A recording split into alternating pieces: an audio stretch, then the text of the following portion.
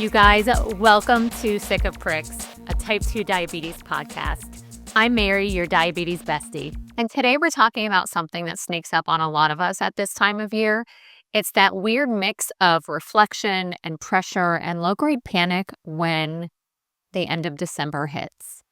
Today's episode is called Celebrating Progress, Not Just Numbers, a year-end reality check. I cannot believe that we are already at the end of 2025 and that this is the last Sick of Pricks episode of the year. If you have already caught yourself mentally tallying everything you didn't do this year, stay with me.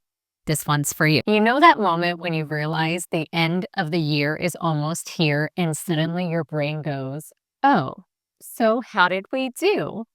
And not in that curious, reflective way, more in that judgy, you didn't do enough way. You start thinking about your A1C, your weight, your consistency, the plans you had back in January when you were feeling optimistic and rested and convinced this was the year that everything would finally click. And now it's December and you're tired and life happened and suddenly it feels like you're way behind on everything that you wanted to accomplish. I want to say this very gently, but also crystal clear. January you and December you are not the same person, and your life is not the same. January, you had hope and high energy, and by December, you had stress and responsibilities and curveballs and burnout and holidays, sickness, grief, joy, chaos, all of the things. So if your first instinct is to criticize yourself, I want you to pause. This is not your report card. It's not your high school transcripts. It's not a verdict on your worth or your effort. It's a moment to tell the truth about what this year actually looked like. Now, here's where numbers come in, because I know they matter. I use a CGM. I look at the data. I believe that numbers can be helpful, but I also believe numbers are limited. They're blunt instruments and they don't tell the whole story.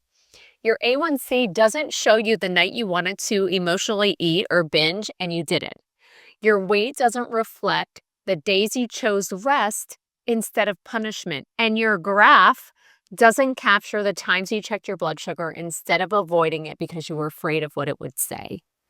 Numbers don't measure learning and they don't measure your effort. They don't measure the fact that you kept showing up even when it wasn't pretty. And honestly, they're terrible at showing momentum because momentum usually builds quietly. You might not see massive changes on paper yet, but your habits could look completely different than they did a year ago.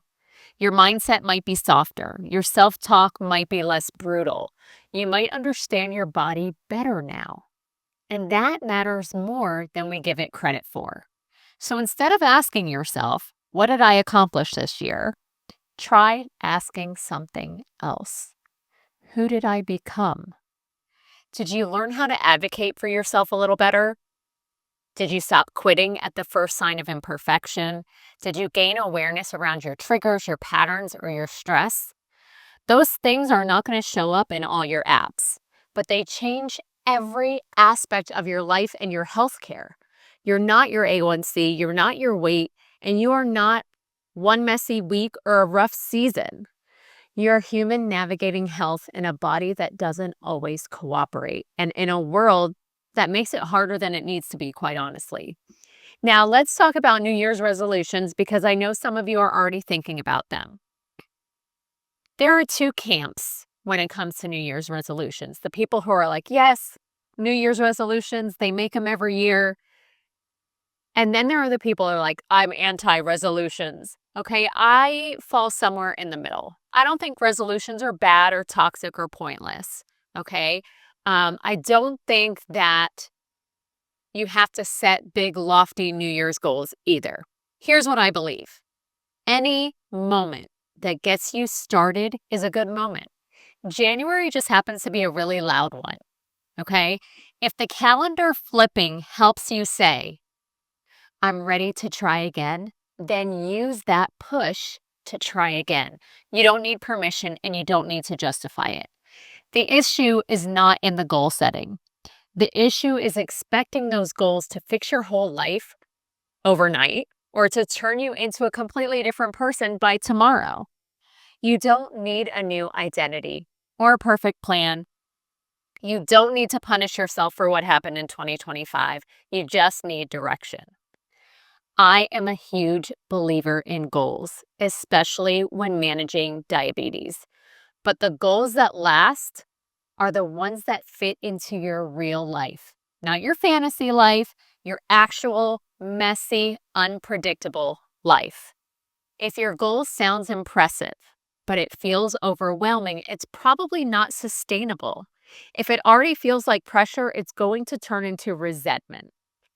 What works better is asking, what am I actually willing to do consistently? Not perfectly, consistently. For example, if you already wake up at 5:30 for work every day and you want to start exercising, is it realistic for you to say that you're going to wake up at 4 o'clock in the morning every day so you can exercise for an hour and still shower before you have to start getting ready for work? If that is not realistic for your life, please don't set that goal, okay? The goal has to work with your life. So that might look like you moving your body a few times a week in ways that you don't hate. It might look like focusing on balance more than perfection with food. Okay, maybe you're going to do the 80% clean eating, 20% treat yourself. Doesn't have to be perfect. It might look like checking your blood sugar with curiosity instead of shame.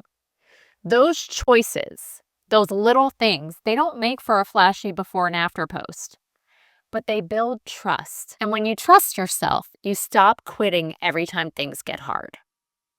And here's something else that matters. Numbers are lagging indicators. Your A1C reflects trends over time, and your weight reflects a whole lot more than your effort. Your CGM gives you glimpses. Those glimpses still have to be translated to reality. If numbers are the only thing that you're chasing, you're going to miss the progress that's already happening. Some of the most important goals don't come with charts or streaks or records. They sound more like wanting to recover faster after setbacks, or stop spiraling when plans change, or feel more confident making choices without second guessing yourself. Those goals quietly change your entire relationship with your health. So as the year wraps up, yes, for sure, reflect. Yes, set goals if that feels helpful to you. Just don't turn January into a punishment for December. You're not starting over. You're starting from experience. Celebrate the effort that didn't quit. Honor the progress that didn't announce itself, and give yourself credit for staying in the game. Progress isn't always loud. Sometimes it's steady, quiet, and exactly what you need. As you head into the new year, don't ask how to fix everything. Ask how you want to feel and what kind of life you're trying to build. One choice at a time, one habit at a time, and one honest restart at a time. And if no one's told you this yet, I'm proud of you for continuing. All right, that's it for today's episode of Sick of Pricks. If you enjoyed the episode, don't forget to like, comment, and subscribe. It means more than you know. And hey, if you're ready to connect with people who actually get it, come join my Facebook community, Sugar Mama Strong. It's a safe space for support, accountability, and real conversations about health, goals, and life. You can also follow along on Facebook and Instagram for more daily motivation and updates. Everything's linked in the show notes. Thanks for listening, and I'll see you next time.